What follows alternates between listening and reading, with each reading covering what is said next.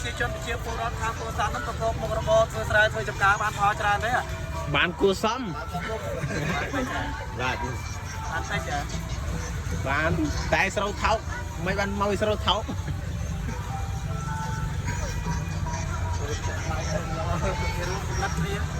បាទគេរួមគំនិតគ្នាតម្លាក់តម្លៃគេរួមគំនិតគ្នាបាទជារវល់ចាក់និយាយថាមានរួមគំនិតទេកោទីសាក្លុកទីសាក្លុកទីសាម្ដងក្លុកទីសាក្លុកទីសាជំមិនបានឈ្មោះក្លុកទីផ្សារអ្នកទាំងឡាយទាំងបរតទាំងស្ត្រីនៅចូលនាំគ្នាជេរបន្តិចដាក់បណ្ដាសាជនថោកទៀត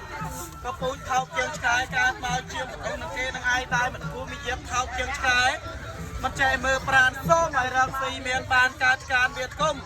តែចាក់ទៅជុំសក់ដុំរមនាជំងឺរកាត់នានាអូវាជាចាញ់ឆ្កែតែអភិវា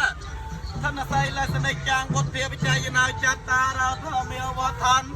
គេអាយុវណ្ណណៅសក់ខាងពាក់លែង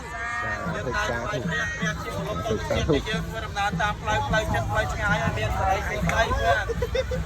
បងដល់យើងថ្ងៃហ្នឹងគេផ្សាយព័ត៌មានពង្រួមអត់ត្រូវណា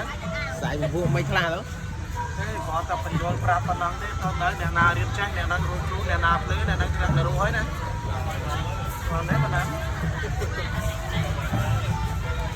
បញ្យល់ប្រាប់ជាយើងគេបញ្យល់ប្រាប់ហើយតើនៅអាក្រក់ល្អយើងរៀនឲ្យចេះបែងចែកអាក្រក់ល្អសក្បាលឲ្យគុណនឹងតោ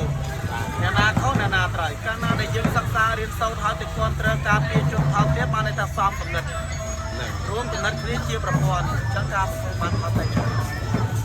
អ្នកទាំងឡាយទាំងបរោះទាំងស្ត្រីនៅចូលនាំគ្នាជេរបន្តិចដាក់បណ្ដាសាជនថោកពេបកពូចថោកជាងឆ្កែកើតមក